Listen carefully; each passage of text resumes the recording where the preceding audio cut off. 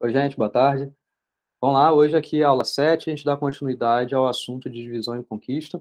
Na aula passada eu falei com vocês sobre o teorema mestre, né? Opa, deixa eu mudar a cor que está azul. Azul não fica bom nesse fundo. Coral fica um pouco melhor, né?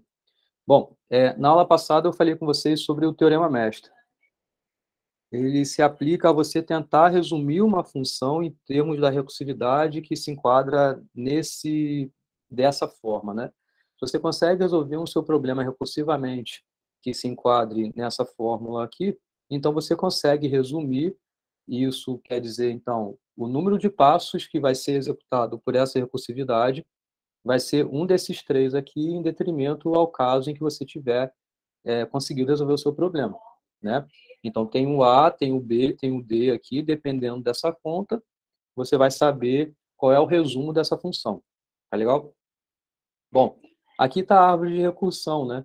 Então, você vê que realmente é uma aplicação, é como a gente consegue aplicar a técnica de divisão e conquista, né? Porque o que você tem que fazer é dividir o seu problema nessas A etapas, em que cada etapa, então, você vai ter um tamanho específico, né? Esse N sobre B. Como é algo recursivo, você tem que chamar essa recursividade até chegar na base, mas ainda assim você tem uma conta a ser feita aqui, que é a parte da combinação das resoluções, né? A parte da conquista, né? Então, você vê como é essa aplicação da técnica. Aqui nessa árvore de recursão, a gente conseguiu ver o que era de fato necessário ser calculado para entender, de fato, a demonstração que a gente viu lá na aula passada, tá? Como talvez eu tenha comentado com vocês, né? Eu espero que vocês, se vocês não reviram, que vocês revejam a aula, porque a demonstração não é algo que eu vou cobrar na prova, mas, eventualmente, uma coisa ou outra que eu falo na demonstração é necessária, tá? Então, eu espero que vocês saibam como funciona a demonstração do Teorema Mestre, porque, é claro, não só para a vida de vocês, mas é porque é conteúdo da matéria, tá? Bom, aqui a gente dá continuidade a esse assunto, tratando de outros problemas. Na verdade, eu não vou me estender muito nessa aula de hoje, até o conteúdo básico para eu fazer nessa aula de hoje, eu falaria muito mais coisas. Mas só para também vocês não terem muito conteúdo para estudar, eu vou aqui encurtar um pouco a matéria nessa aula, e eu vou falar de dois problemas só. Além dos que a gente viu na aula passada, eu vou falar de mais dois problemas que a gente consegue resolver utilizando essa técnica de divisão e conquista, tá? São bem simples. Um, na verdade, eu já venho falando dele há um tempo, mas aqui eu vou explicar um pouquinho melhor como funciona essa técnica e vocês vão ver como o teorema mestre é interessante para a gente, tá? Para determinar, de fato, a complexidade desses algoritmos que a gente resolve esses problemas. Beleza? Então, lá na aula passada, por exemplo, né, retornando rapidamente ao que eu falei lá, a gente viu a estratégia de Gauss, né, em relação a você querer multiplicar dois inteiros. A gente conseguiu reduzir esse problema que, inicialmente, seriam quatro multiplicações para cada inteiro ter tamanho n sobre 2. A gente conseguiu reduzir por uma tática bem simples lá que a gente viu, a utilizar três multiplicações, né? Então, aqui você teria as quatro, né? Mas essa daqui você consegue reduzir, né? Reescrever, né? Essas duas multiplicações em termos dessa expressão. E aqui você vê que tanto esse termo aparece aqui, quanto esse termo aparece aqui, então eles são repetidos, né? Não precisa refazer, enquanto esse daqui é uma multiplicação nova. Então, por isso você tem uma, duas, três multiplicações a fazer. Cada um tem tamanho n sobre 2. A parte da soma, né, que é a parte da conquista disso tudo aqui, tem tempo linear, né?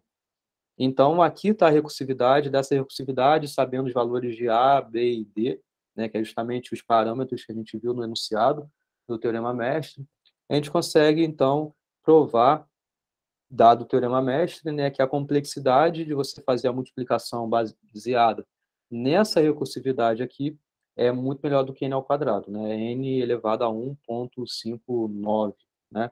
É claro que isso aqui depende um pouco desse log aí que a gente viu lá na aula passada como é que calcula.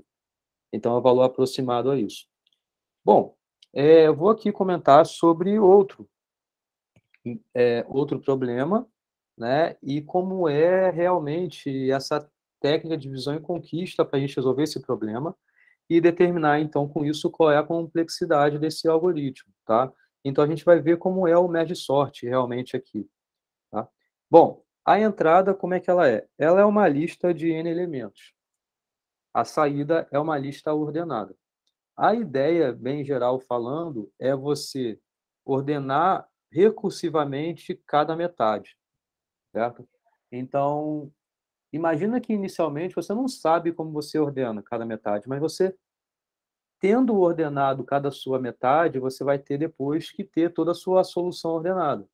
Então você tem que combinar as suas soluções de alguma forma aí. Então é essa segunda parte, que é essa da fusão dessas sublistas ordenadas. Como é algo recursivo, você tem um momento de parada quando você abre a sua recursividade. Ou seja, quando você fala em ordenar cada metade, como cada metade eventualmente ainda não está na base, ainda não tem um tamanho unitário, você ainda tem que chamar a sua metade, que ainda tem que chamar a sua metade, a metade da metade da metade, assim vai embora até chegar na base, para depois ir combinando as soluções. Essa é a ideia genérica desse algoritmo, tá? Só retornando, por que que eu estou falando de ordenação? Isso é um problema que é estudado, inclusive, em outras disciplinas. Estruturas de dados, por exemplo, vê muito sobre isso, ordenação de uma lista, né? O intuito de você querer ordenar uma lista é simplesmente por ser melhor você trabalhar numa lista ordenada, por justamente você, quando vai querer fazer uma busca numa lista ordenada, como a gente viu lá no início, você consegue aplicar o algoritmo de busca binária e consegue resolver o seu problema em ordem de log de n, que é muito melhor do que fazer em ordem N, o que é o pior caso de uma lista quando você tem valores arbitrários não necessariamente ordenados. Então, você ter esse pré-processamento de ordenar a sua entrada é algo muito interessante, para que justamente você fazendo essas eventuais buscas inúmeras vezes, você gasta pouco tempo nisso. Pouco, né? Entre aspas aí, porque ainda tem um custo que é esse de log de N. Bom, isso que eu estou explicando, então, em você querer ordenar uma entrada, pode ser resolvido de várias formas. Você não precisa sempre aplicar o merge sort. Não existe somente o algoritmo de merge sort para fazer a ordenação de uma entrada, tá? Existe o algoritmo do bubble sort, do selection sort, do insertion sort, do quick sort, do bucket sort. Existem vários algoritmos de ordenação, tá? Como eu estava falando antes, né? Eu só vou falar aqui do merge sort, mas se eu tivesse mais tempo, eu falaria também do quicksort, e a gente levantaria aqui várias outras situações, e que inclusive seria também a aplicação do teorema mestre, e ainda assim também uma aplicação dessa divisão em conquista, tá? Então, eu posso até postar os slides, que é dessa aula um pouco mais completa para vocês, mas para vocês eu só vou cobrar essa parte do merge sort aqui, tá? Eu vou postar, mas é mais para complementar o estudo, não que eu vá cobrar sobre isso, beleza?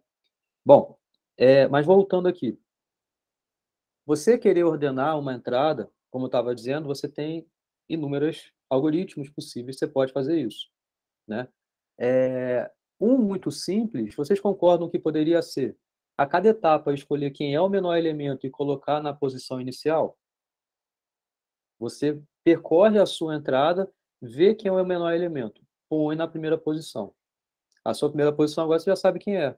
Agora o seu objetivo é obter o segundo menor elemento daquela toda a sua entrada para colocar na segunda posição.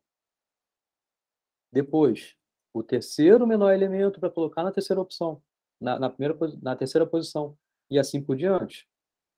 Concordam que esse método que eu acabei de explicar, esse algoritmo que eu acabei de explicar, isso não é o merge sort, tá? Mas, na primeira etapa, você vai gastar O de n passos para encontrar o menor elemento? Então, só para escolher o menor elemento, você vai gastar O de n. Depois, você vai gastar O de n menos 1, porque você quer encontrar o segundo menor elemento, mas você já tem uma entrada de tamanho n menos 1. Então, você vai gastar nessa ordem aí, n menos 1. Depois, n menos 2, n menos 3, n menos 4. Então, quanto que dá essa conta do que eu estou falando? N passos mais n menos 1 passos, mais n menos 2 passos, mais n menos 3, até 1. Isso dá quanto no total? 1, mais 2, mais 3, mais até n menos 1, mais n. Quanto que dá essa soma? A gente já tratou dela aqui, de uma soma parecida com essa em aulas anteriores. Exatamente. Não, dividido por 2, né, Camilo? Então,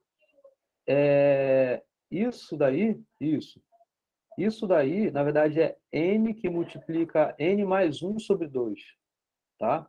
Então, isso daí é o quê? N que multiplica n mais 1 sobre 2. Em termos de notação O, é O de n ao quadrado. Estão enxergando o que eu estou falando? Não estou escrevendo nada. Eu expliquei um algoritmo aqui, e eu disse o número de passos que ele está fazendo, e eu estou falando dele em termos de notação O. Então, isso que eu acabei de falar, ele tem complexidade de O de n ao quadrado, tá? O de n ao quadrado. Resolve o seu problema de ordenar? Resolve. Mas você vai gastar um tempo quadrático. N ao quadrado, ordem disso, o número de passos. Então, por isso que é interessante, mesmo tendo vários algoritmos, e tem vários outros algoritmos que são dessa mesma ordem, no pior caso, da n ao quadrado também, O de n ao quadrado, é interessante a gente estudar outras estratégias para ver se alguma delas é melhor do que isso. E o merge sort é um exemplo disso, que é melhor do que n ao quadrado. Então, bom, e o que de fato é isso, sendo mais abaixo nível, né? Porque eu já expliquei esse algoritmo aqui por alto em aulas anteriores, no slide anterior eu acabei de falar sobre ele de novo, mas entendendo melhor como é esse procedimento, em termos da recursividade também, ele funciona assim. Para qualquer problema que você tenha computacional, você tem que ter duas coisas, tá? Você tem uma entrada e você quer ter uma saída. Então, o problema ele é definido dessa forma, tá? O algoritmo seu também é definido dessa forma. Você tem uma entrada, nessa entrada você tem que trabalhar para ter essa saída. Então, na entrada é essa sequência aqui, essa lista A, e você tem os seus elementos, e você quer ter no final ela ordenada, dado que você entende uma ordem dos elementos. Tá? Então, você sabe que tem um menor elemento, um segundo menor elemento, o terceiro menor elemento, e assim por diante. Tá? Isso você quer ter na sua saída. A estratégia funciona em duas etapas, como eu estava dizendo. Tem a etapa de você separar, e é isso que a gente chama do merge sort, beleza? Ver que enquanto você está olhando uma entrada que ela tem tamanho maior do que 1, ou seja, tem pelo menos 2 elementos ali, então você vai entrar aqui. Então você vai entrar nessa linha aqui. E essa linha vê como vai chamar recursivamente o merge sort para cada metade. Então, o primeiro merge sort chama para o primeiro elemento até o elemento n sobre 2. O segundo merge sort, ele chama para o elemento que vem depois da metade e vai até o final, certo? Então, vê como é esse procedimento recursivo chamado a cada metade. A cada metade, você tem que, de novo, aplicar o merge sort. Porque você vai fazer o quê? O merge de que exatamente? Você vai fazer um merge, que eu vou explicar já já, mas de 2 merge sorts que você tem. Então, você vai chamar esse procedimento enquanto você puder chamar. O seu ponto de parada é justamente quando você chega na base, é quando você chega com só tem um elemento na sua entrada, tá? E aí você vai ter essa segunda parte, que é a sua junção. É a sua junção de cada pedaço, de cada subsolução, tá? E aí, você tendo, então, dois parâmetros, né? Um parâmetro é esse, outro parâmetro é esse. O que você tem que fazer? Você tem que olhar o primeiro elemento da primeira sequência com o primeiro elemento da sua segunda sequência. E é essa comparação que você vai ter que fazer aqui para você saber pegar o menor. Você vai pegar o menor dos dois e você vai colocar na sua solução. E ver que com ele você vai concatenar, se aqui o menor dos dois for o primeiro elemento da primeira sequência, então você vai concatenar, esse cara vai estar na sua solução, e com ele você vai chamar de novo essa função, sendo que do segundo elemento até o último elemento da primeiro parâmetro, com o primeiro elemento até o último do segundo parâmetro, Se não for, é o contrário que você vai fazer. Você vai pegar o menor elemento, que no caso aqui seria, então, o primeiro elemento da sua segunda sequência, e vai concatenar com a função recursiva de novo, essa merge aqui, olhando cada elemento, cada sequência, pegando o menor deles e colocando na sua solução. Como funciona isso daqui? Vamos fazer um exemplo para a gente entender o que a gente chama de chinês, né?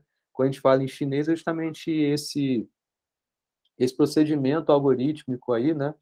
Feito à mão mesmo, né? Para você ver o funcionamento, é interessante que vocês enxerguem como isso está acontecendo com o exemplo, né? Então, vamos lá, vou colocar aqui um exemplo. 10, 8, 5, 3, 7, 13, 1, 6. Espero que o espaço aqui dê. Bom, então, a gente tem duas etapas, tá? A primeira etapa se baseia em quê? Você tem que fazer o merge sort das duas metades. Então, você tem que fazer o quê? Você tem que fazer o merge sort que vai do 10 até o 3, por exemplo, né? Então, é o merge sort falando em posição, né? Posição 1, 2, 3, 4. É o merge sort da posição 1 até a posição 4. Isso daqui, na verdade, é o quê? É você fazer o merge sort de 10, 8, 5, 3. E aí você vai ter que fazer também a mesma coisa para outra metade. Então você vai ter o merge sort de quem está na posição 5 até a posição 8, né? 5, 6, 7, 8. Que aí é você aplicar esse mesmo procedimento para essa metade, que é 7, 13, 1 e 6. Você ainda tem que aplicar aqui, porque você não chegou na sua base. Então, você tem que fazer aqui o merge sort de quem? De quem está na posição 1 até a posição 2. E aqui você tem que fazer o merge sort de quem está na posição 3 até a posição 4. Aqui é o merge sort de quem está na posição 5, na posição 6. Aqui é o merge sort, quem está na posição 7, com quem está na posição 8. Então aqui você vai ter o 10 com o 8, o 5 com 3. Aqui você tem 7 com 13, um 1 com 6. Vê, você ainda não chegou na sua base. Você ainda não chegou numa entrada de tamanho 1. Então você tem que chamar de novo. Então você tem o merge sort de 1. Aí você vai ter o merge sort de 2. Mas vê que a cada chamada você só está abrindo a expressão. Você não está fazendo nenhum cálculo aqui específico. Você só está vendo se o tamanho já tem um único elemento ou não.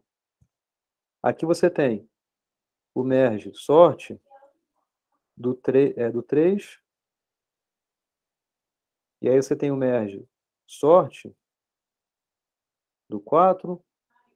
E a mesma coisa aqui, tá? Vou colocar só os números aqui do 5, do 6, do 7, do 8. Então você vê que o intuito aqui, aplicando esse procedimento que eu acabei de escrever, é só chegar a sequências assim, né? Separadas. Acabou? Acabou esse momento de você abrir a expressão. Chegou na sua base, você vai ter de retorno o quê? O próprio elemento. Mas qual é o intuito de fazer isso tudo? É porque agora, baseado dessa forma que você quebrou, é assim que você vai juntar. Então, vou subir aqui. Tá? E como é que você vai juntar? É baseado justamente nos dois consecutivos que você tem. Então, você vai fazer o merge do 1 do primeiro com esse segundo. O que significa fazer o merge dessas duas listas? Veja, isso aqui já é uma lista ordenada, isso aqui é outra lista ordenada. E aí você vai combinar essas soluções. Nessas duas listas, qual é o menor? É o 10 ou é o 8? É o 8. Então é o 8 que você vai pôr na sua primeira posição. Acabou aqui, não tem mais nada para fazer. Você vai para aí você tem o outro ponteiro aqui nesse 10. Então aqui você só tem o 10 para pôr. Então você já tem essa lista ordenada. Vai fazer a mesma coisa aqui. Então é o merge de quem está na terceira posição com quem está na quarta posição. Então você tem um ponteiro aqui, tem um ponteiro aqui. Qual é o menor dos dois? É esse 3. Então é ele que você vai pôr. E aí depois você vai pôr o outro lá. Então aqui você de novo vai fazer o merge desses dois aqui. Então você vai ter o 7, o 13, fazendo o merge aqui, você vai ter o 1 e o 6. Então vê que você vai ter de retorno agora essa lista com essa lista, essa lista com essa lista. Então você vai combinando essas soluções. Da mesma forma que você vai descendo, abrindo nessas ramificações, é como se você estivesse voltando nas ramificações até chegar com a raiz toda ordenada. Então aqui, vê que aqui você abriu para cá, aqui você vai juntar. Então você vai comparar esse com esse. Quem é o menor?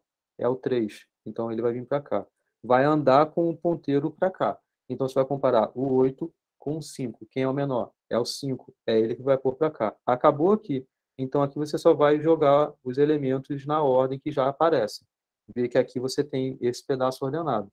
Da mesma forma como aqui abriu para cá e para cá, daqui você vai fechar essas duas sequências.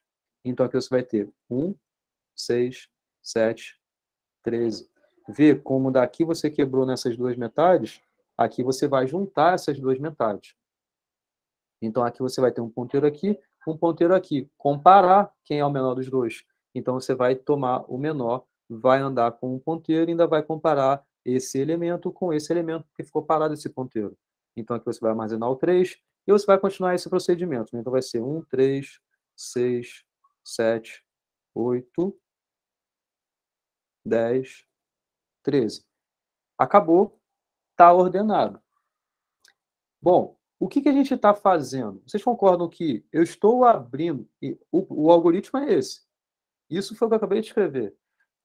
Está correto, estou ordenando, sendo que, observa que o quanto que eu gastei para chegar daqui até essa base foi a altura da árvore. Eu não fiz nada aqui em cada nó desse. Não fiz nada, eu só abri. Poderia até já ter começado daqui de baixo. Sempre em dois e juntando. Mas, ok, eu quis abrir assim, eu escrevi dessa forma o algoritmo, então eu começo com a lista toda, todos os elementos ali, e vou quebrando na metade até chegar na base. Então, eu tive um tempo a ser gasto para fazer isso, que simplesmente é a altura da árvore. Tá? Bom, e daí? Beleza, deixa isso quieto. Agora, aqui, eu gastei quanto? Vê que em cada linha dessa, em cada nível desse, eu gasto O de N. Então, gasto O de N aqui, gasto O de N aqui, gasto O de N aqui, gasto O de N aqui. Por que eu gasto O de N? Porque é a comparação que eu tenho que fazer elemento com elemento. Eu faço a comparação desse com esse e pego o menor. Desse com esse e pego o menor. E assim por diante para os outros também. Então, você vai gastar em cada nível O de N aqui. Então, a complexidade é o quê? É o O de N que você vai gastar vezes a altura da árvore, porque você vai fazer O de N para cada nível. A altura dessa árvore, ela é log de N. Tá? Ela é log de N por conta do que, inclusive, a gente já provou em aulas anteriores, quando eu falei do algoritmo de busca binária. Enfim, eu já tratei desse problema aqui específico com vocês, porque a cada nível você vai aumentando em 2 o número de filhos, aumentando 2 o número de filhos, aumentando 2 o número de filhos. Então, de N, quando que você vai chegar aqui no nível que você só tenha um único elemento e não mais N elementos? Lembram que isso é exatamente o que a gente viu no busca binária? Você tem uma entrada de tamanho n. Você separa numa entrada de tamanho n sobre 2, n sobre 4, n sobre 8, assim você vai descendo. Então, isso aqui a gente conseguiu determinar lá no algoritmo de busca binária, exatamente a mesma coisa. A altura é log de n.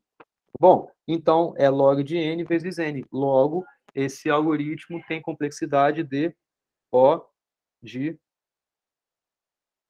n, que multiplica log n. Vê, essa ideia de você ter a altura da árvore, log de n, é exatamente igual ao que a gente viu na busca binária.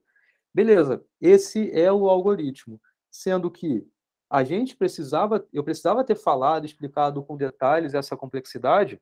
A resposta é não precisava. Por quê? Olha como seria mais simples se eu tivesse explicado exatamente o que está aqui, essa complexidade. Bom, o que a gente faz em cada etapa?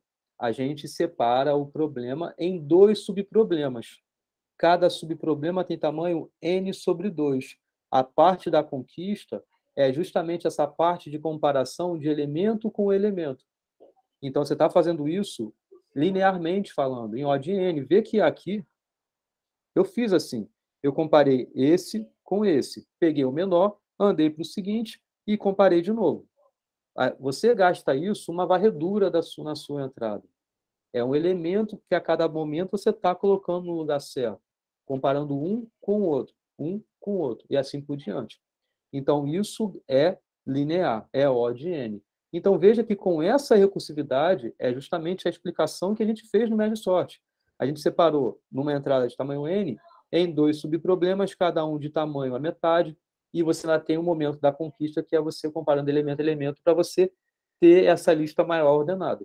Então, com essa recursividade, acabou a história. Você não precisava ter entrado, eu não precisava ter entrado em discussão aqui em relação a essa execução, esse O de n, ainda falar da altura da árvore, não precisa, porque a gente já viu um jeito muito rápido de fazer isso na aula passada com o Teorema Mestre. Então, com o Teorema Mestre, você sabe o valor de A é 2, o valor de B é 2, o valor de D é 1. Então, você tem que comparar log de A na base B com D. Então, log de 2 na base 2 é igual a 1. 2 elevado a 1 é igual a 2. Então, quem é D? D é 1. Então, log de 2 na base 2 é igual ao D. Então, aplicando lá o que a gente viu no Teorema Mestre, a gente vê que a solução é n log n. Vê que é um jeito muito mais rápido de você encontrar a solução, uma vez que você escreve a sua recursividade dessa forma aqui. Você não precisava ter feito toda aquela explicação que eu acabei de fazer na árvore de recursão e tudo mais, calculando o que é feito em cada nível e calculando a altura da árvore. Não precisava disso, porque a gente já tem isso de graça do Teorema Mestre. Legal? Então, bom. Ok? Tudo bem, gente? Até aqui? Professor, mas de certa forma, volta lá no slide lá, de certa forma a gente ia ter que, não, é nesse aí, saber desse 2, que o médio sort, ele é 2 de T de N sobre 2 mais O de N, né? Tudo bem, isso, mas isso vem do algoritmo, que é essa sua separação em 2 metades. Em cada metade você vai fazer de novo a sua recursividade. Então, é que eu fico pensando assim, né? Um outro algoritmo, digamos, o Quicksort, eu já não ia ter essa visão assim, tipo de cara, saber assim, vai ser 2 vezes T sobre N sobre 2. Muito infelizmente, eu não vou poder entrar nesse detalhe nessa aula com vocês sobre o Quicksort. Mas lá a gente tem essa semelhança com o Merge Sort quando a gente consegue encontrar um bom pivô. Então, quando a gente encontra um pivô que, na verdade, ele é a mediana, então você sabe que você consegue separar em metade e metade. Mas isso é baseado na sua sorte de ter escolhido um bom pivô. Agora, quando você não tem quando você pega um pivô que não necessariamente ele é mediana, então você separa em 2 partes, não necessariamente de metade de cada uma, mas lá você vai separar em T de N em 2 pedaços. Então seria em T de I e T de N menos I. Mais ou menos isso, entendeu? E ainda teria o momento aqui do O de N. Então, aqui seria a sua recursividade do seu quicksort. De modo genérico, é assim. E é nisso que a gente faz a análise de complexidade. Mas é em detrimento da sua escolha do pivô. Entendeu? Entendi. Valeu, professor. E aí, quando fala de pivô, a gente entra numa outra história, que é falar como a gente pode escolher um bom elemento para ser um candidato a pivô. Então, a gente fala de mediana e fala de outros problemas que associam ao problema de encontrar a mediana em tempo rápido. Entendeu? Essa aula é linda, eu acho esse conteúdo sensacional, mas, infelizmente, não vou poder entrar, mas eu vou colocar os slides e você dá uma olhada lá, tá?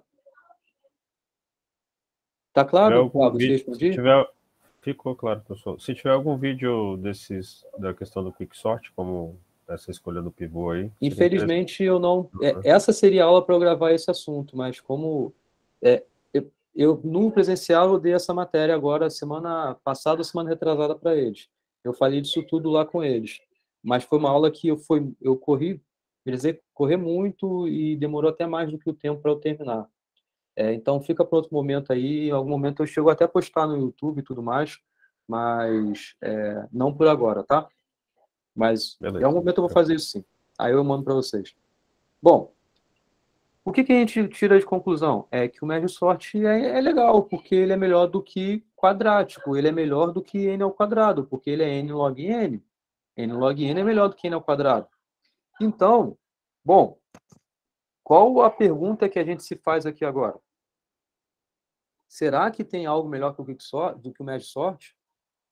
Ou seja, eu falei de um algoritmo por alto aqui com vocês, que ele é o de n ao quadrado. Acabei de falar do médio sorte, que ele é n log n. Mas será que não tem algo melhor do que isso? Então, é essa pergunta que a gente se faz. O que significa algo melhor do que isso? É você conseguir resolver o seu problema de ordenação em menos do que n log n. Tá? E aí, entra no assunto de otimalidade. É perguntar se o médio sorte não é ótimo. E ótimo, aí a gente tem que lembrar lá do que a gente viu na aula sobre o ótimo, né?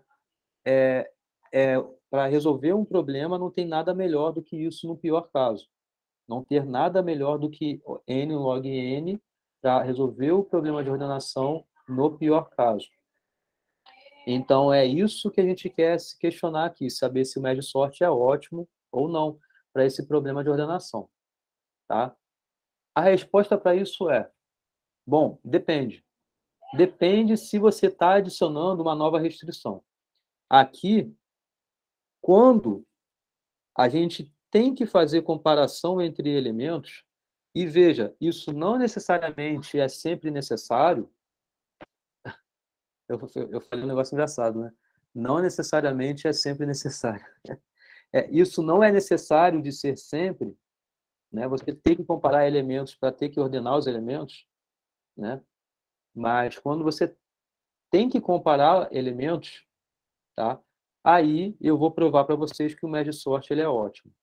Tem outros algoritmos na literatura que conseguem resolver problemas de ordenação melhor do que n log n, resolvem em O de n, bucket sort é um exemplo, radix sort é outro exemplo. Enfim, existem alguns algoritmos aí, sendo que eles não usam comparação de elementos que estão na sua entrada. Então, eles conseguem ser melhores do que n log n, a complexidade deles. Mas, quando não, ou seja, quando é necessário que você tenha que fazer comparação de elementos para você ordenar a sua entrada, então não tem nada melhor do que o n log n. Beleza? Então, para provar isso, eu vou falar disso daqui, que é o que a gente chama de árvore de decisão.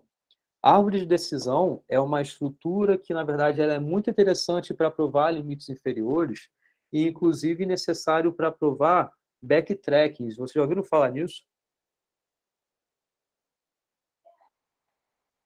Vocês já ouviram falar em backtracking? Não, professor, Eu ainda não. não. Não, professor, também não. Backtracking, em Bem, outras palavras, é um jeito de você resolver um problema à força bruta. Tá? Pensa que você tem um ponto de partida. Então, você tenta um possível caminho. Tá? Você tenta ele. Aí você chegou nesse caminho. O que você faz? Tenta um outro caminho. Tenta uma continuação. E tenta. Você vai tentando até chegar a um ponto de poda. Você, daqui você não consegue, não resolveu, ou não tem mais nada para fazer. Mas veja que você tomou esse caminho, mas eventualmente tinha outro caminho para cá. Então, o que você faz? Volta e tenta outro caminho. E vai tentando ver se tem como você conseguir resolver o seu problema. Acabou, não tem o que fazer? Volta. E você vai tentando até voltar tudo do início e ver que ainda tem coisa para fazer, ou não, acabou o seu problema, não tem mais nada para fazer. Então, isso aqui acaba que gera uma árvore de vários caminhos a serem possíveis quando você tenta resolver um problema. Tá? A árvore de decisão é muito parecido com isso, porque a árvore de decisão você está no nó. Nesse exemplo específico aqui, é uma árvore de decisão binária, porque decidir significa você responder sim ou responder não. Não existe um talvez. Decisão para a gente é isso, é dizer sim ou é dizer não. Então você tem um problema específico, não vou falar ainda qual é exatamente, mas você pode, para ele, responder a pergunta sim. Se for sim, você vem para um lado. Se for não, você vai para o outro lado. Vê que com essas possibilidades, você está gerando o quê? Todas as possíveis soluções para resolver aquele seu problema. Concordam com isso? Quando você toma esse backtracking aí, essa árvore de decisão, você está resolvendo o seu problema de todas as formas possíveis. Porque você tenta todos os caminhos possíveis.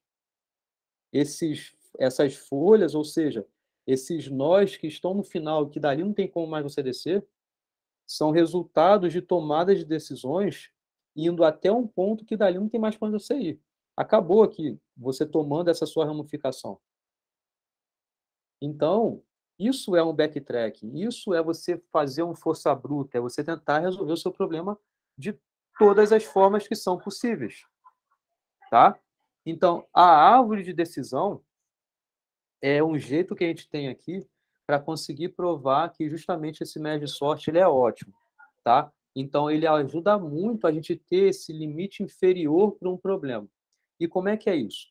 Bom, as folhas dessa árvore de decisão, e veja que ela é uma árvore que vai satisfazer isso. Você tem nós, e cada nó vai ter 2 filhos, ou não vai ter nenhum filho.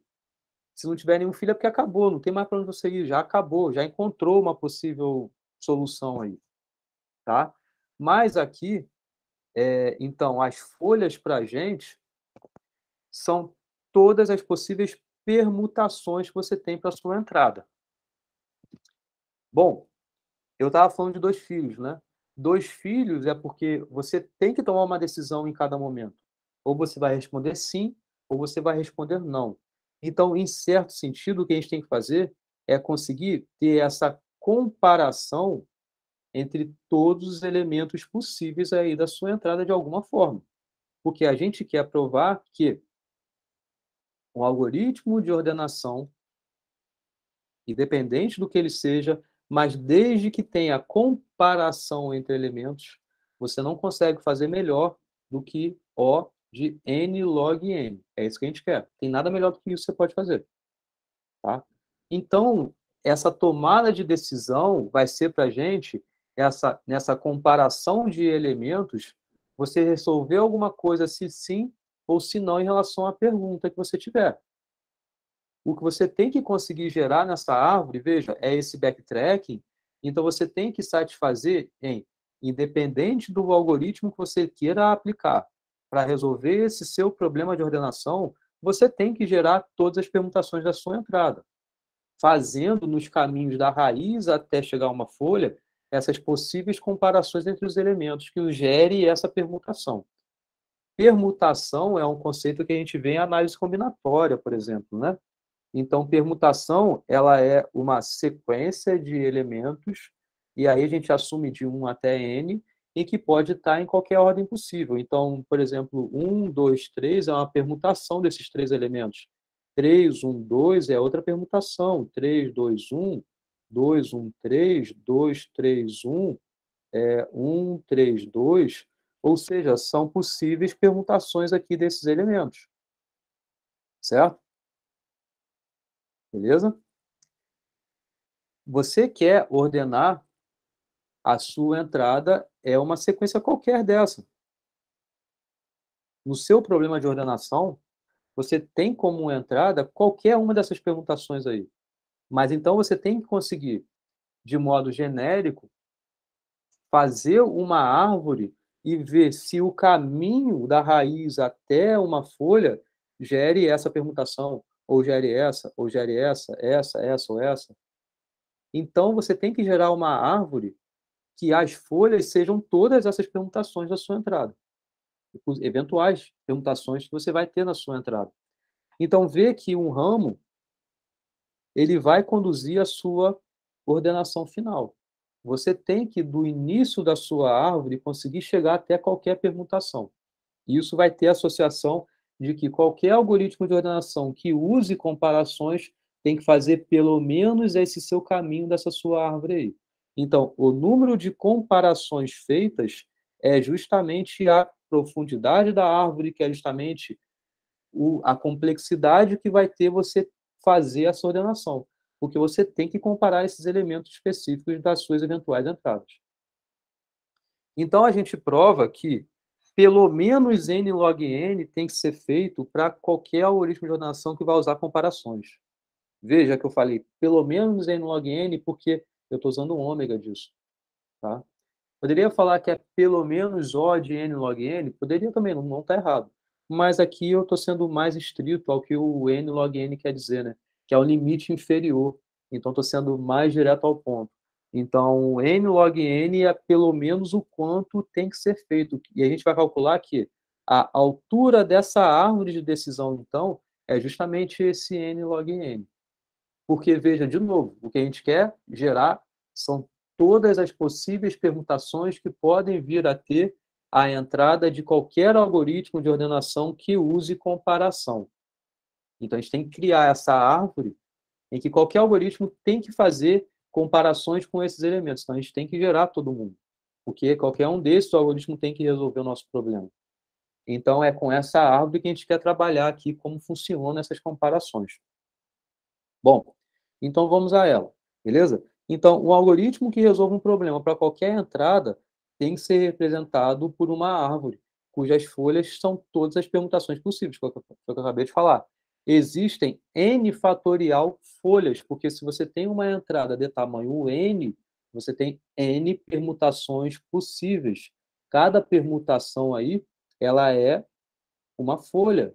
Então, você quer ter n fatorial folhas. N fatorial significa n que multiplica n menos 1, que multiplica n menos 2, e assim vem até o 1, certo? Por que essa contagem? Só para relembrar vocês, né? É pelo princípio multiplicativo, né? Na primeira posição, você tem n possibilidade de elementos que podem entrar ali. Então, você tem n. Escolhendo um elemento, para cada um dos n elementos que vão vir estar aqui nessa primeira posição, restam n menos 1 elementos para que vão para essa segunda posição.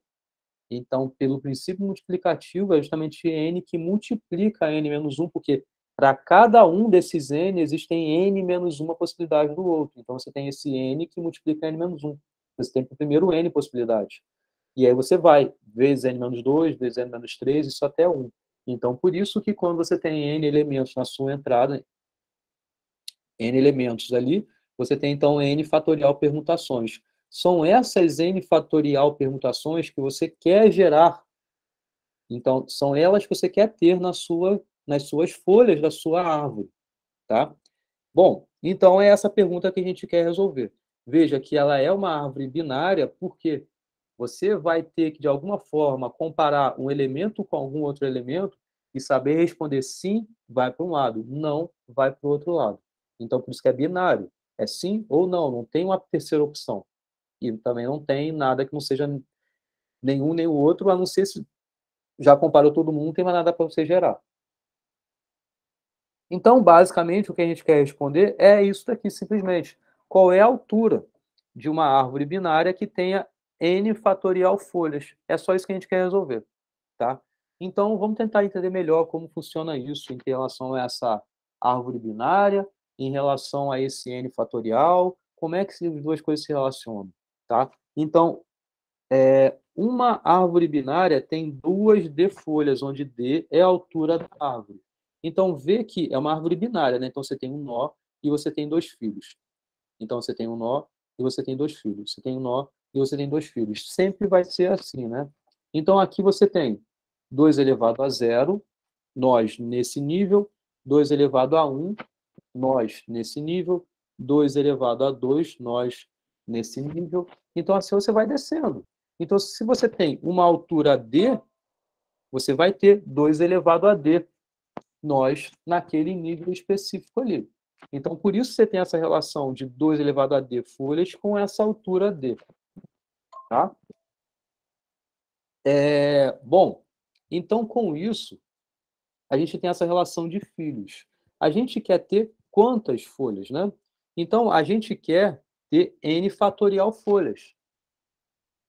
Então, a gente quer saber qual é o valor de D, ou seja, qual é a altura dessa árvore, que faz com que 2 elevado a D, que é o número de folhas, seja igual a n fatorial, porque a gente quer ter n fatorial folhas. A gente quer gerar todas elas. E a gente sabe que, então, nesse nível D, você vai ter 2 elevado a D. 2 elevado a D elementos aí. Tá? Então, aplicando o log dos dois lados, né, isso é algo que a gente já vem fazendo nas aulas anteriores, acho que na aula passada eu fiz isso também. Então, a gente tem que D é igual a log de n fatorial na base D. Tá? Bom, e daí? O que a gente quer saber, justamente, é qual é esse valor de D. É essa altura que a gente quer calcular. É essa altura que vai ser para a gente um limite inferior para a ordenação de qualquer algoritmo que use comparação. Porque, veja, se vocês lembram que eu falei do slide anterior, o caminho que você vai ter da raiz até uma permutação específica é o que qualquer algoritmo de ordenação vai ter que fazer pelo menos aquele número de passos. Então, a gente quer saber justamente qual é a altura dessa árvore, porque a gente está gerando todas as permutações. Então, é na altura da árvore que a gente vai entender, olha só, qualquer algoritmo de ordenação, no pior caso, tem que fazer pelo menos essa quantidade de passos aqui. Então, é nesse D que a gente está querendo saber qual é o valor dele. Bom, acabei de provar para vocês que ele é log de n fatorial na base 2. Não tem nada de n log n ainda. Então, vamos ajeitar melhor as contas.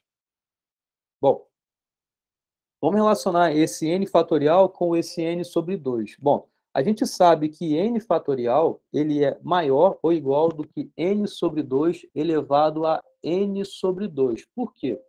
Se a gente for observar, o que é n fatorial? N fatorial ele é 1, que multiplica 2, e aqui você vai embora, até o n, não é? Mas eu vou até o meio, até n sobre 2. Mas não acaba, né? Porque n fatorial vai até n, né?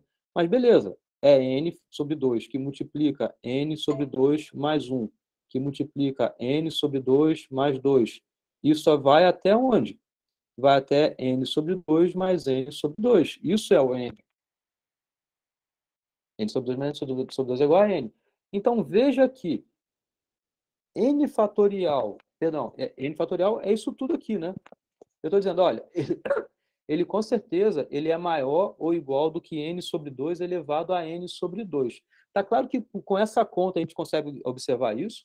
Porque, olha só, aqui, o que é n sobre 2 elevado a n sobre 2?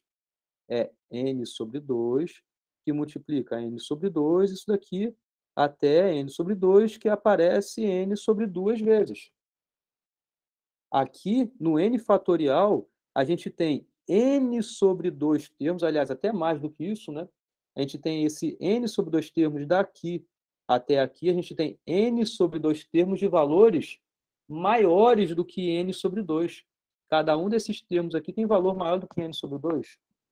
Então, claramente, isso tudo que está aqui é maior do que n sobre 2 elevado a n sobre 2. Então, é por isso. Bem simples de observar. Então, continuando, o que a gente tem? A gente tem que D é igual a log de n fatorial na base 2. E como a gente sabe que n fatorial é maior do que essa conta, então a gente tem que log de n fatorial na base 2 é maior ou igual do que log de n fatorial elevado log de n sobre 2 na base 2 elevado a n sobre 2.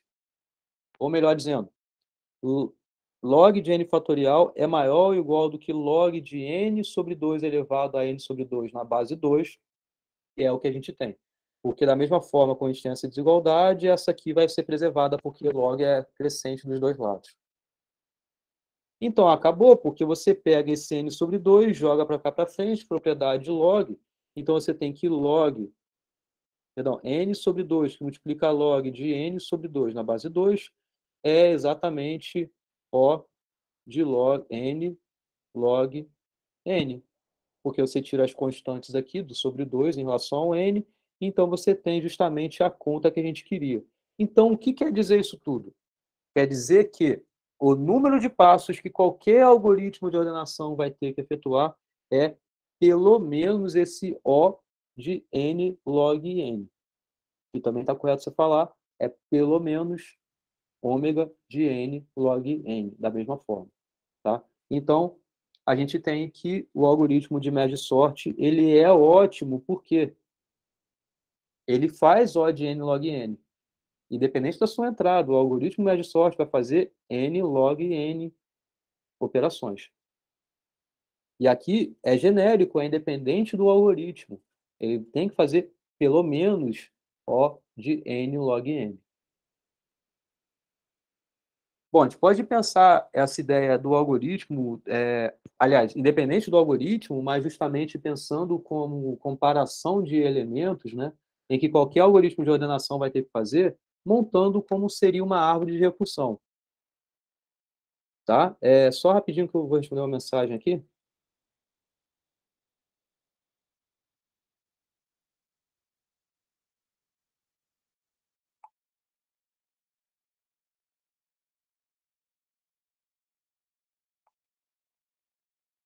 Alguém deu até uma pergunta enquanto isso?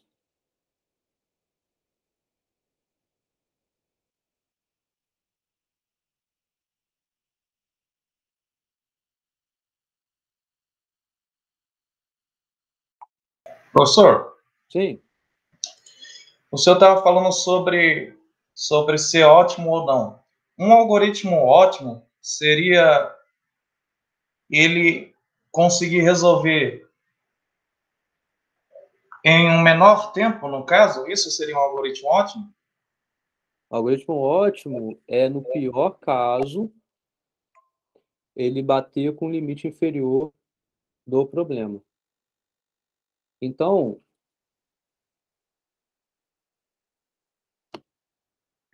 você tem o seu problema. No seu problema, você consegue, de alguma forma, provar que pelo menos tantas coisas têm que ser feitas. Tem que serem feitas, né? Pelo menos tantas coisas têm que serem feitas. Tem que ser ou tem que serem? Tem que serem. É no plural, né? Pelo menos tantas coisas são necessárias de serem feitas. No pior caso. E você consegue um algoritmo que faz isso no pior caso. Então, o seu algoritmo é ótimo. Entendeu? Foi o que a gente acabou de fazer aqui. Eu falei de um algoritmo que é o merge-sort. O merge-sort ele tem complexidade de O de n log n. É no pior caso, é no melhor caso, é no médio caso, em qualquer entrada que seja, ele vai fazer O de n log n. Porque você tem a parte da divisão e você tem a parte da conquista que você tem que conquistar linearmente a cada etapa. E você tem uma altura de log de n. Então, mesmo que você tenha a sua entrada já ordenada, o merge-sort vai fazer O de n log n. Se estiver completamente desequilibrado aí, vai fazer n log n, vai resolver o seu problema. O que eu acabei de provar é que, veja, eu não falei de nenhum algoritmo. Eu só usei a árvore de decisão para conseguir argumentar quando você tem que fazer comparação, é necessário que você tenha que gerar todos esses elementos da sua entrada. Então, qualquer algoritmo que seja, tem que fazer pelo menos n log n, porque é a altura da árvore de decisão. Então, veja, eu provei um limite inferior de n log n, eu acabei de fazer isso, e antes eu tinha provado um algoritmo que faz isso. Então, por isso que ele é ótimo. Que o algoritmo faz n de log n. E pelo menos é necessário ter esse n log n. Não quer dizer que se você tem um algoritmo que faz o número de passos dele, por exemplo, de multiplicação de matrizes, ele faz n ao cubo, um algoritmo clássico que a gente conhece, que eu expliquei lá na aula inicial do curso. É O de n ao cubo. Eu não tenho nenhuma prova de limite inferior que O de n ao cubo seja necessário. O melhor que eu tenho de limite inferior é n ao quadrado. Então, eu tenho um gap aí. Eu tenho um limite inferior de n ao quadrado, eu tenho um limite superior de O de n ao cubo. Não me garante que esse algoritmo aqui é ótimo, porque não bate no limite inferior. Mas pode ser que eu consiga ter um argumento de limite inferior melhor do que n ao quadrado, que faça subir esse limite. Não vai bater no n ao cubo, porque eu vou acabar de falar, daqui a pouco eu vou falar de um algoritmo que ele é melhor do que n ao cubo. Mas ainda assim ele não é O de n ao quadrado, está um pouco aqui embaixo. Mas vai que eu consigo um argumento que bate nele aqui, nesse algoritmo que eu vou falar já já. Se eu conseguisse, eu tenho que esse algoritmo é ótimo. Entendeu? No caso, o n ao quadrado seria melhor, seria ótimo em relação ao n ao cubo, ou não? Por ele ser inferior, por ele resolver menos passos, assim dizer. Isso, por resolver menos passos. Porque o crescimento de n ao quadrado ele é mais lento do que o crescimento de n ao cubo. Ele está abaixo. É só para concluir. Se a gente encontra o limite inferior, é possível encontrar uma solução que está abaixo dela, que seja melhor do que o limite inferior? No pior caso, não. No pior caso, não. O pior caso já assim, já está no máximo, no mínimo, assim dizer. Lá embaixo, né? Quer dizer, no máximo, né? Lá em cima, no caso. No máximo. Vamos supor, melhor do que isso 10, você ele seria 10, assim dizer, e não teria nenhum acima dele. Assim. No pior caso, não tem nada melhor do que isso. Certo. Mas no melhor caso, pode ser que tenha. Reveja a definição de o que é algoritmo ótimo. Na aula que está lá, está bem escrito o que é isso lá. Vê que o pior caso aparece lá. Tá? Correto. Bom, retornando aqui ao que eu estava falando em relação a essa árvore de decisão, né? Ela se aplica muito, ela é muito interessante para diversos contextos, né? Eu estava falando aqui sobre essa aplicação dela nesse momento de decisão de comparação de elementos. O que a gente quer é gerar todas as permutações. A gente quer gerar comparando elementos. A gente quer comparar elementos em relação a saber se quem é menor do que quem, tá? Então, pensa que, por exemplo, você tem uma entrada A1, A2, A3. Como seria uma árvore de decisão em relação à comparação desses elementos aqui que qualquer algoritmo vai ter que fazer, né? Então, de alguma forma, vamos começar. Vamos comparar o A1 com o A2, ou seja, esse primeiro elemento com o seu segundo elemento. A1 é menor do que A2? Não sei, mas você concorda que você pode ter duas opções? É um sim ou é um não? Então, pensa que A1 está menor do que A2 nessa permutação que você está gerando. Então, você sabe que necessariamente o 1 vai aparecer antes do 2. O 1 aparecendo antes do 2, então tem o 1 e tem o 2. Agora o 3, porque veja, são três elementos. Vai estar antes ou vai estar depois? Então, vamos comparar. Então, aqui, por exemplo, se você tem o 1 antes do 2, como é que é a comparação do segundo com o terceiro? Você tem duas opções, ou vai estar ou não vai estar menor. Mas veja, se o primeiro está é menor do que o segundo, e o segundo é menor do que o terceiro, então o que você está gerando é isso daqui. É a permutação 1, 2, 3. Só rapidinho, gente. Mais uma coisa que tem que mandar aqui.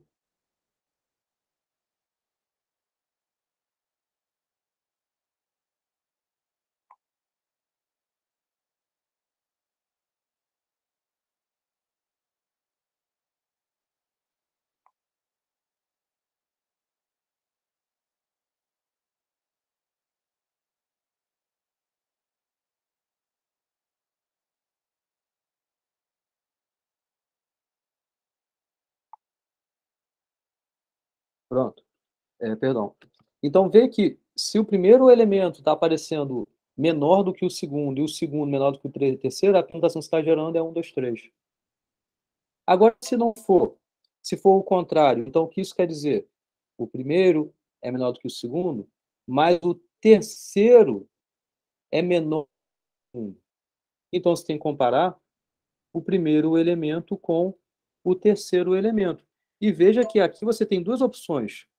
Acontece isso ou não acontece isso? Se acontece isso daqui, olha só, o primeiro é menor do que o terceiro, o segundo é menor do que o terceiro e o primeiro é menor do que o segundo. Veja que com essa relação aqui, o que a gente está gerando é justamente 1, 3, 2. Veja, o primeiro é menor do que o segundo não é menor do que o terceiro, não é menor do que o terceiro, e o primeiro é menor do que o terceiro. Então, veja que é isso que a gente está gerando. Ou pode ser que não. E aí, o que a gente está gerando é 3, 1, 2. Beleza? Bom, se deu não aqui, o primeiro em relação ao segundo, então é que o segundo é menor do que o primeiro. O segundo é menor do que o primeiro, então vamos comparar o primeiro com o terceiro. E esse tem duas opções: sim ou não. Se for sim, o que a gente está gerando? 2, 1, 3. E aqui você vai comparar o segundo com o terceiro. Então você vai ter duas opções também. Enquanto nesse daqui, o que a gente vai gerar? 2, 3, 1. E aqui, 3, 2, 1. Vê que com essa sequência de decisões aqui em relação a sim ou não, o que a gente está gerando, na verdade, são todas as 3 fatorial permutações aqui. Então,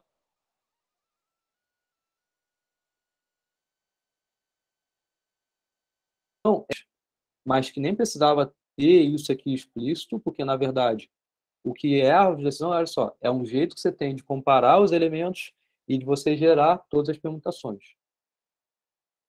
A gente está provando, teoricamente, que essa aqui é a altura dela. Pronto, bastou. Tá?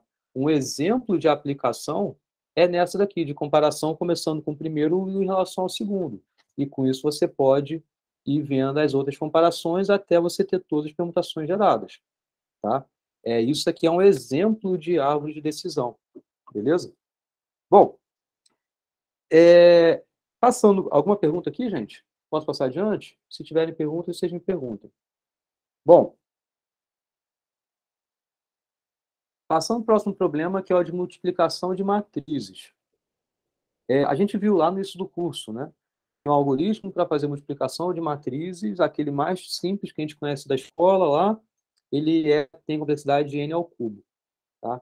Então, existe um algoritmo melhor do que ele, que é o algoritmo de Strassen, e ele faz nessa complexidade aqui, de O de n elevado a 2,81. Tá? E essa ideia é justamente usando recursividade para fazer essa multiplicação de matrizes. Mas vamos ver como é que funciona essa recursividade. Né? O que a gente faz, na verdade, é separar uma matriz de n por n, pensando que ela é potência de 2, tá? Em duas matrizes, perdão, em 4 blocos, né? Então, 4 submatrizes, cada uma de n sobre 2 por n sobre 2. A ideia simplesmente começa daí, tá? Então, bom, cada bloco é como se fosse um elemento, ou seja, você quer ter a multiplicação de duas matrizes. Cada uma tem tamanho n por n. Então, a ideia é você separar essa matriz grandona em 4 regiões. Então, em 4 regiões. Então, essa matriz tem dimensão n sobre 2 por n sobre 2. Essa também, essa também, essa também. Tá? Então, você fazer a multiplicação dessa matriz grandona por uma outra matriz grandona, basicamente é a mesma coisa que você resolver esse problema para essas submatrizes. É você multiplicar esse bloco com essa matriz toda, esse com esse, assim por diante. Como assim? Recursivamente, você vai chamar cada multiplicação dos subblocos, você vai continuar, você vai ter o seu resultado. Tá? Por que está demorando? Aqui, ó. Então, como é que funciona essa primeira estratégia? Não é a estratégia de Strassen, beleza? Então, essa matriz A, veja, essa matriz é X, a outra é Y. A não é um elemento mais, é um bloco, tá? Aqui você tem uma matriz aqui dentro de N sobre duas linhas com N sobre duas linhas. A mesma coisa em relação ao C, ao B e ao D. Com essa separaçãozinha aí, você faz a multiplicação pela outra matriz, fazendo essas mesmas divisões de blocos aí, tá? Se vocês fizerem aí, vocês vão ver que a multiplicação da matriz x, y aí, o resultado disso, é exatamente você ter a sua multiplicação desses blocos menores. Então, você multiplicar esse bloco por esse bloco, somar justamente da multiplicação desse por esse, que é o algoritmo clássico que a gente conhece até, né? Só que aqui esse A, esse B, esses elementos aqui não são valores únicos, mas são matrizes também, tá? Isso é uma observação que ela existe de álgebra linear. Não tem nada novo aqui. Então, você só está separando a sua multiplicação de uma matriz grandona n por n, por outra matriz grandona n por n, em outras multiplicações. Porque, veja, que o resultado disso tudo aqui é basicamente o resultado dessas coisas aqui, com isso daqui, com isso aqui, com isso aqui. Quantas multiplicações estão aparecendo aqui? Uma, A com E. Outra, duas, B com G. 3, C com E. 4, D com G. 5, 6, 7, 8. Então, o que a gente está fazendo aqui? A gente está fazendo 8 multiplicações de matrizes. Porque A é uma matriz, B é outra matriz, e assim por diante para as demais. Sendo que cada matriz tem tamanho n sobre 2. Né? Esse tamanho, no caso, é o número de linhas, né? Que é igual ao número de colunas. Então, esse n da mesma forma, é o número de linhas da matriz original. Tá? Então, a matriz n por n, mas aqui eu estou colocando n como sendo o parâmetro associado ao número de linhas, que é igual ao número de colunas. Tá? Então, nessa entrada de tamanho n, você separa em 8 multiplicações para a entrada de tamanho n sobre 2.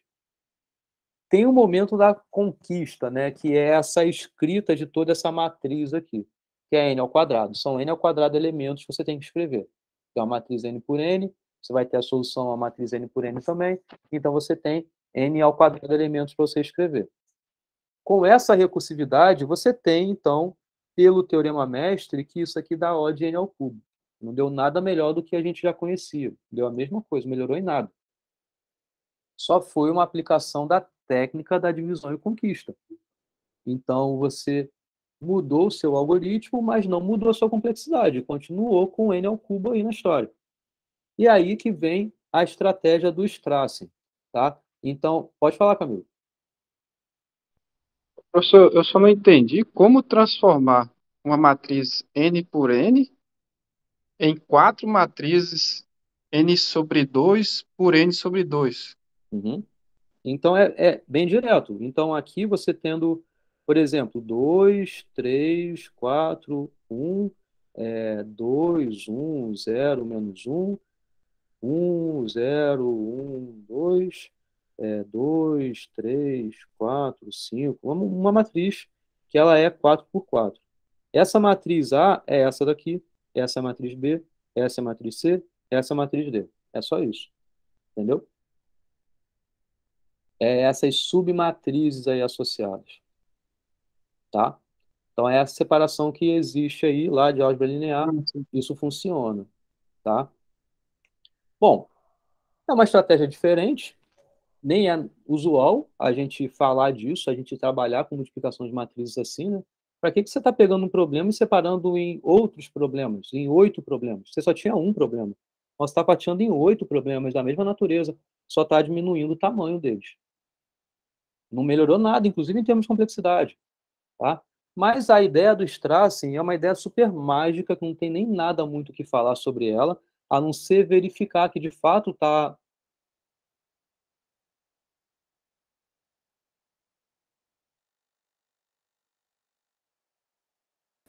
Acho que caiu, professor.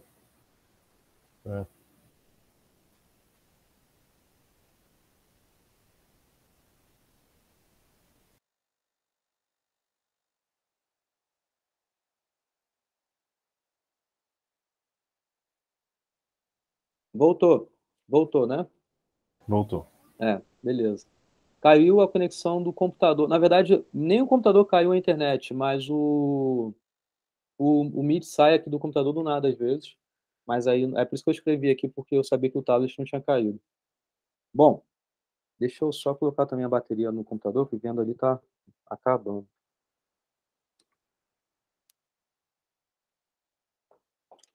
Bom, beleza. Então, como eu estava dizendo, não é nada usual fazer isso que a gente fez, e até porque não teve nenhuma melhoria em complexidade, tá?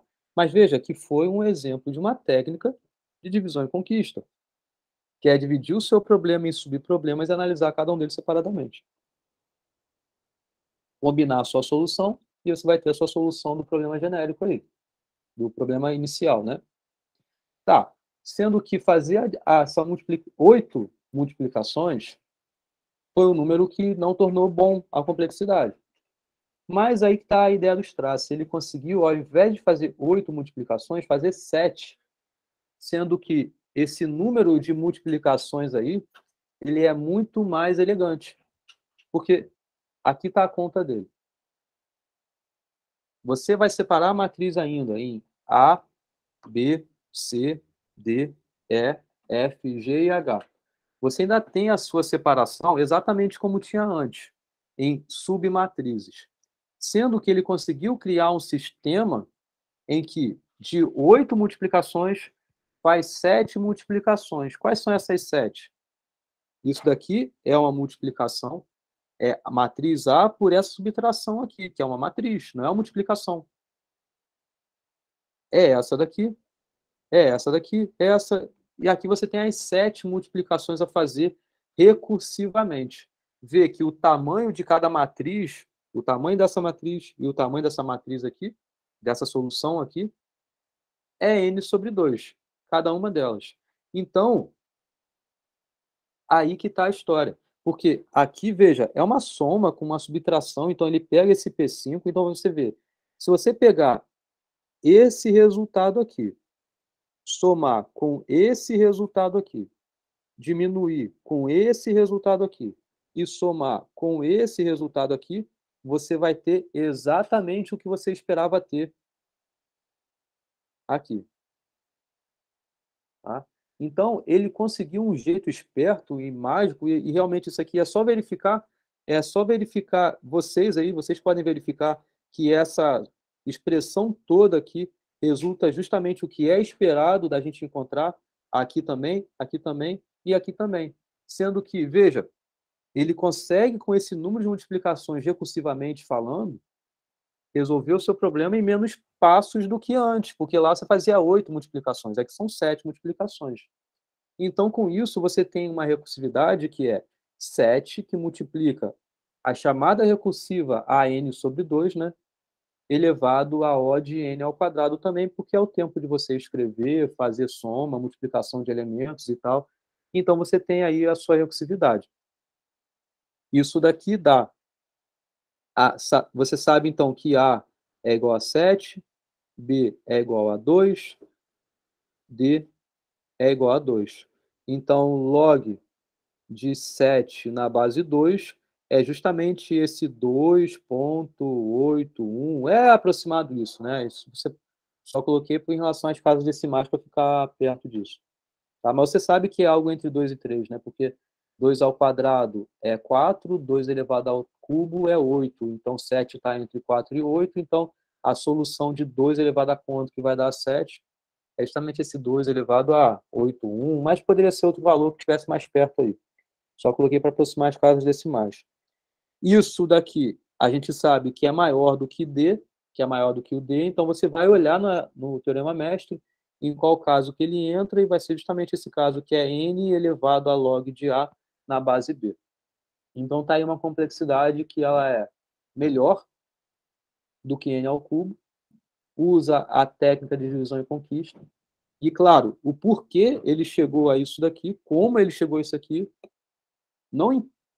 a gente não tem essa justificativa.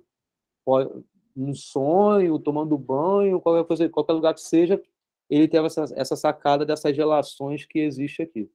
E o fato é que se tornou bom porque o número agora de subproblemas é menor. Se vocês conseguirem um jeito de 7 multiplicações reduzir para 6, vocês vão conseguir uma melhoria aí também, para 5 e assim por diante. Entenderam? Então tá aí um exemplo, mais um exemplo da aplicação dessa técnica de divisão e conquista. E acabou a aula de hoje, tá? Como eu estava falando, o conteúdo eu economizei bastante para fazer aqui rapidamente para vocês, até por conta da minha hora, que eu tô um pouco apressado, mas eu vou postar todo o conteúdo dessa um conteúdo que eu falo de mais coisas, né? Sendo que eu não vou cobrar isso de vocês, tá? Só vou postar para vocês verem como a gente consegue aplicar essa técnica em outros problemas.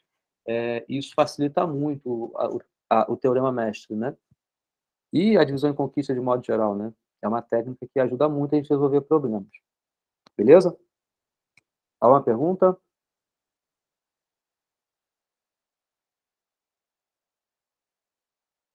Eu sugiro que vocês façam, realmente verifiquem isso que eu estou comentando aqui, né? Até para vocês entenderem bem o que está acontecendo aqui nessa dinâmica aqui. E vocês verem como é interessante você pensar num problema recursivamente falando, né? Você dividir em subproblemas e torna isso melhor, essa certeza, essa clareza você vai ter aplicando a recursividade, vendo com o teorema mestre, por exemplo, se você tem uma complexidade melhor no final das contas, tá? Bom, e é isso. Beleza, gente? Posso encerrar? Alguma pergunta?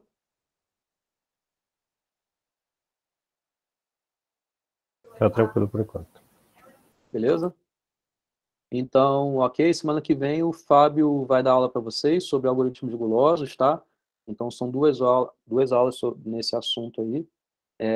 E já é uma outra técnica, né? A técnica gulosa é diferente da técnica de divisão e conquista e que vai ser diferente da técnica de programação dinâmica, que vai ser quando eu voltar a aula que eu vou dar para vocês, tá? As 2, 3 aulas que eu vou dar para vocês sobre esse assunto aí. Beleza? Então, por favor, põe o nome de vocês aí. E aí eu encerro a aula.